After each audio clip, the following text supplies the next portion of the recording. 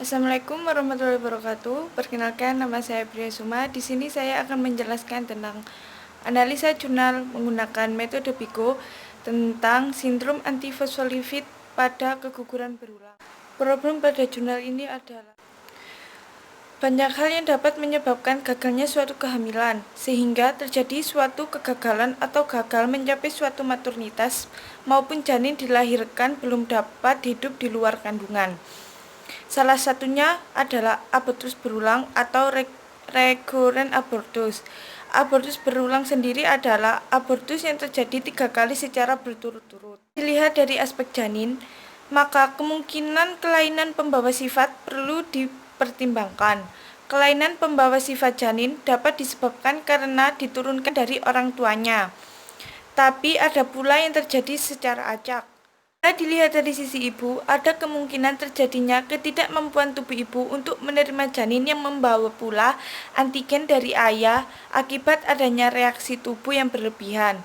Meski cara pembuktiannya tidak mudah. Kemampuan tubuh ibu untuk mendukung kebutuhan janin pada umumnya dapat disebabkan kelainan anatomik rahim, atau ibu memiliki penyakit yang menyebabkan terjadinya gangguan aliran darah dari ibu ke janin, seperti misalnya gangguan pembukuan darah atau gangguan pembuluh darah. Intervensinya, penyebab terbesar kegagalan kehamilan berulang adalah gangguan prokoagulasi darah, di mana yang paling tinggi insidensinya adalah antifosfolipid sebesar 67%, sticky platelet sebesar 21%, defisiensi aktivator plasminogen sebesar 9%, dan penyebab lainnya masing-masing di bawah 7%.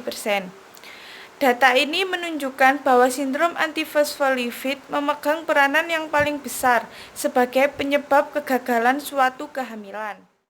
Untuk antifosfolipid sendiri adalah antibodi yang ditunjukkan terhadap fosfolipid bermuatan negatif dan mencakup antikoagulagen, lupus, dan antibodi antifosfolipid. Sindrom antifosfolipid merupakan antibodi abnormal yang menimbulkan pembekuan darah sehingga menyebabkan tidak saja keguguran berulang, tetapi juga kemandulan, keracunan kehamilan, jantung, stroke, gagal ginjal, hati, hingga buta dan tuli mendadak. Comparison Jurnal Sindrom Antifosfolipid pada keguguran berulang. Untuk outcome-nya sendiri, berdasarkan hasil penelitian, diharapkan menemukan hasil akan penyebab dari sindrom antifosfolipid pada keguguran berulang, serta bagaimana pengobatan dan cara pencegahan pada masa kehamilan. Saat ini, belum ditemukan penyebab antibodi antifosfolipid yang pasti. Virus dan bakteri yang dituding sebagai penyebabnya masih dalam dugaan saja.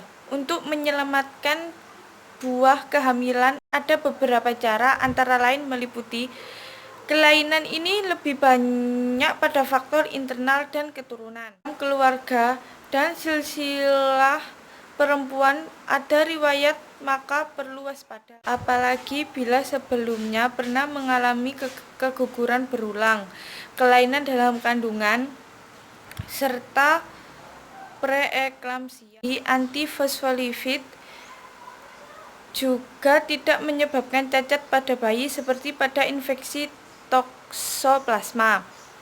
Orang yang mengalami antibodi antifosfolipid cepat merasa lelah dan pusing. Kasus antibodi antifosfolipid, tubuh mengeluarkan antibodi yang digunakan untuk menyerang antifosfolipid yang dianggap musuh meski sebetulnya merupakan bagian dari membran.